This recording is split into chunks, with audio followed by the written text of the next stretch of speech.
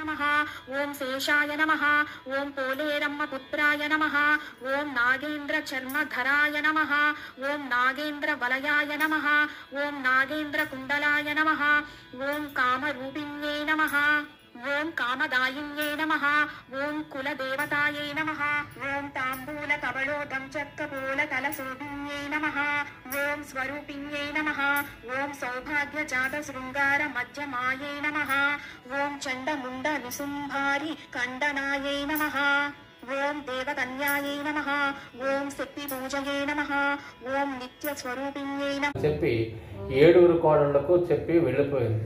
పోలేరమ్మ ఏడుగురు కోడళ్ళకి 7 కావుళ్లతో కాయ కూర పప్పు బియ్యం ఎర్రమట్టి కొబ్బరికాయలు పండ్లు కాయలు అన్నీ పంపింది. 7గురు కోడళ్ళు వేకువజామునే లేచి కాలకృత్యాలు తీర్చుకుని స్నానం చేసి మడి వస్త్రాలు కట్టుకొని కడిగిందే కడుక్కొని అలికింది అలుక్కొని మడి మీద బియ్యం నానబెట్టుకుని బియ్యం కడుక్కొని పూజ చేసుకున్నట్టు ప్రారంభించారు. ఆఖరి కోళ్ళు అన్నీ చేసుకుని బియ్యం నానిందో లేదో అని అనుకొని నోట్లో వేసుకుంది. 7 కుండల పులుసు 7 కుండల నీళ్ళార్ది 7 కుండల పప్పు ఆర్ది 7 కుండల సొజ్జ చేసుకుని అందరూ పూజ చేసుకున్నారు. పూజ చేసుకునే కథ అక్షత్రులు చిన్న కోడలు పట్టుకుని ఉయ్యాలలో పడుకొని ఉన్న బిడ్డ తలపై వేయటానికి వెళ్ళింది. ఆ పిల్లవాడు నిద్రపోయి ఉన్నాడు. గొల్లుగొల్లును గోల పెట్టుకుని 7గురు తోటికోడళ్ళు ఆ పిల్లవాడిని పోలేరమ్మ బండారులో పాతి పెట్టేశారు. తెల్లారేసరికి పోలేరమ్మ దాదులను పంపి కోడళ్ళ వ్రతం ఎలా ఏం చేశారో తెలుసుకురమ్మని పంపింది.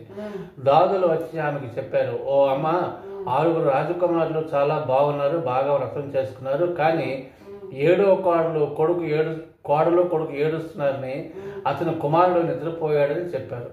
అది విన్న పోలేరమ్మ విచారించి నా కోడలు ఏమి తప్పు చేసిందో ఈ పరిస్థితి సంభవించిందని విచారించింది.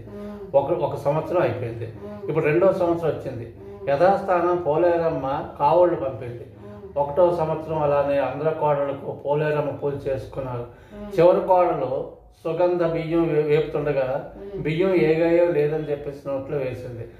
దాని ఫలితంగా ఈ సంవత్సరం కూడా అనంతరం ఉయ్యాల్లో బాలుడు నిద్ర